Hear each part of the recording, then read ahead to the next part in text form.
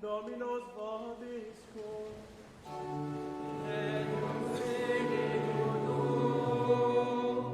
Sequentia Sancti Evangelii secundum Lucam.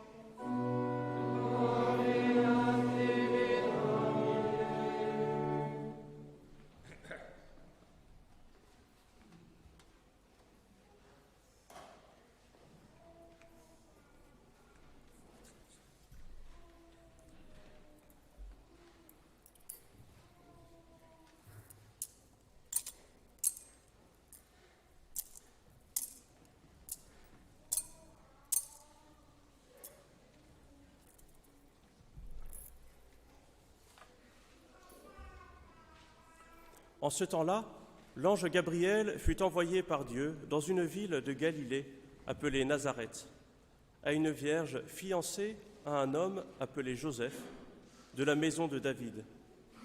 Et le nom de la vierge était Marie. L'ange entra chez elle et dit : « Salut, pleine de grâce, le Seigneur est avec toi. Tu es bénie entre les femmes. » À cette parole, elle fut troublée, et elle se demandait ce que signifiait cette salutation. Alors l'ange lui dit : « Ne crains pas, Marie, car tu as trouvé grâce auprès de Dieu. Voici que tu concevras dans ton sein et que tu enfanteras un fils, et tu l'appelleras du nom de Jésus. Il sera grand, et on l'appellera Fils du Très-Haut. Le Seigneur Dieu lui donnera le trône de David, son père. Il régnera sur la maison de Jacob à jamais, et son règne n'aura point de fin. »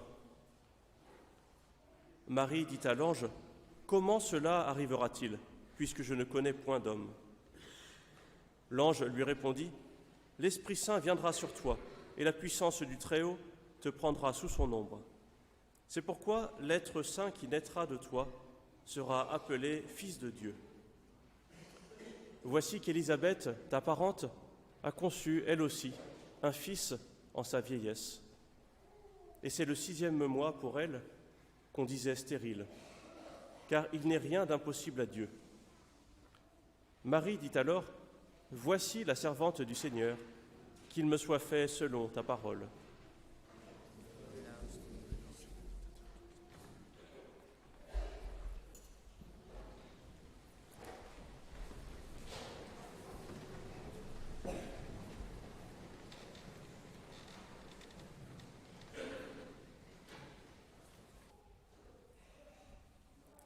Au nom du Père et du Fils et du Saint-Esprit, ainsi soit-il. Chers amis, sommes-nous encore capables de nous émerveiller au récit de l'Annonciation ? Voici un passage d'Évangile que nous connaissons tellement que nous pouvons être tentés, passer les premiers mots, de ne lui accorder qu'une oreille distraite, tandis que notre esprit vagabonde. Mais notre attention ne reste pas longtemps désœuvrée. Il ne lui faut qu'un instant pour se rendre compte que sur le banc d'à côté, tel enfant est décidément trop bruyant, que tel servant est décidément agité, à moins que ce ne soit le déjeuner à venir qui nous revient soudainement en mémoire.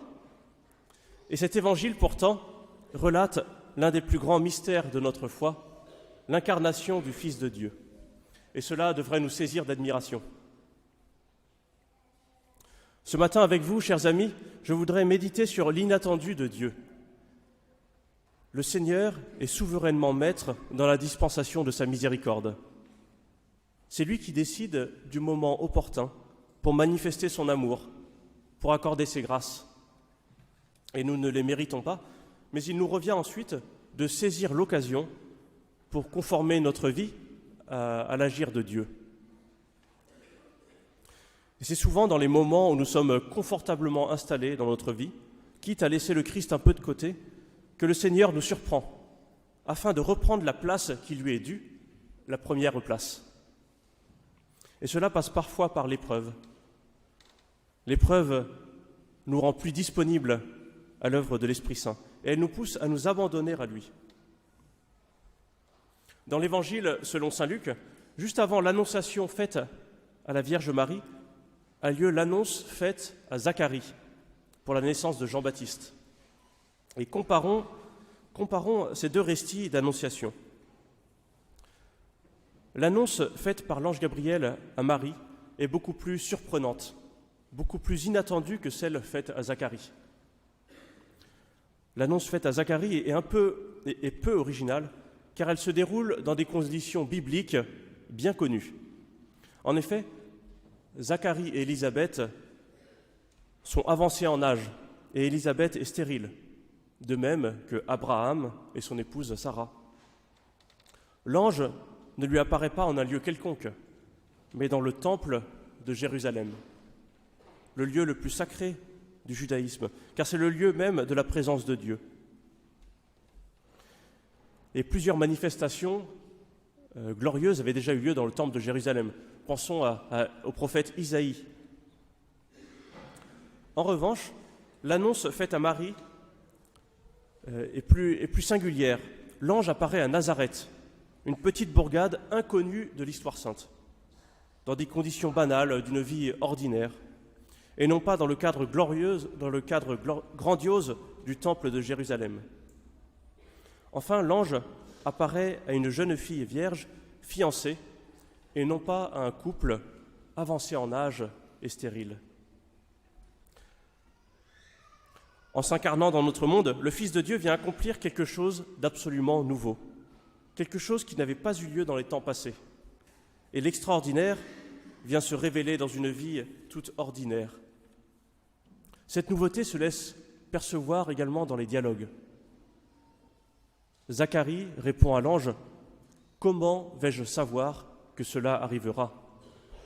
Moi, en effet, je suis un vieillard et ma femme est avancée en âge. » Il ne comprend pas que la naissance de Jean-Baptiste ressemble à ce qui s'est déjà fait dans l'Ancien Testament. Et pour n'avoir pas perçu cela, il deviendra muet jusqu'à l'accomplissement de l'annonce. Et la question de Marie, comment cela va-t-il se faire puisque je ne connais pas d'homme, est bien différente. La Vierge Marie est une femme intelligente, une femme de caractère tendue vers l'accomplissement de la volonté divine, et elle connaît par cœur la Sainte Écriture. Ce que lui dit l'ange est très biblique. Tu as trouvé grâce auprès de Dieu. Voici que tu vas concevoir et enfanter un fils. Tu lui donneras le nom de Jésus. Il sera grand, il sera appelé Fils du Très-Haut.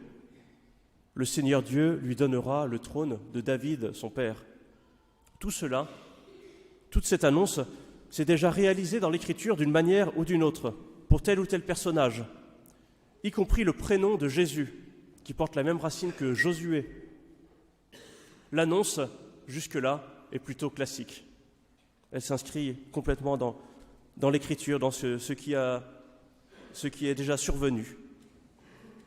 Rien n'annonce une naissance virginale jusqu'à cette parole « Il régnera pour toujours sur la maison de Jacob, et son règne n'aura pas de fin. » Voici la véritable nouveauté. C'est une parole qui vient d'une vision du prophète Daniel, la vision glorieuse du Fils de l'homme, dont la royauté sera éternelle. Voilà, puisque cette nouveauté ne s'est pas encore accomplie, la Vierge Marie comprend que la naissance va sortir des cadres habituels. D'où sa naissance. Comment cela va-t-il se faire, puisque je ne connais pas d'homme ? L'Esprit Saint viendra sur toi. Quand l'inattendu de Dieu surgit dans notre vie, à l'occasion de tel événement ou de telle épreuve, le Seigneur ne nous demande qu'une seule chose, d'accueillir l'Esprit Saint avec confiance. L'Esprit Saint veut nous rejoindre au plus intime de nous-mêmes pour y déployer ce que nous sommes profondément. En ce mois du rosaire, chers amis, essayons de prier chaque jour le chapelet en méditant les mystères de la vie du Christ. L'Esprit Saint use de ce moyen pour nous transformer intérieurement. Et avant de commencer chaque dizaine, arrêtons-nous avec la Vierge Marie pour nous laisser imprégner quelques instants par le mystère que nous allons prier, par ce mystère de la vie de Jésus contemplé dans cette dizaine. Laissons-nous surprendre par tel ou tel détail, qui nous suivra ensuite pendant toute la récitation de la dizaine. Voilà, que la Vierge bénie nous enseigne à accepter l'inattendu de Dieu dans l'ordinaire de notre vie. Au nom du Père et du Fils et du Saint-Esprit, ainsi soit-il.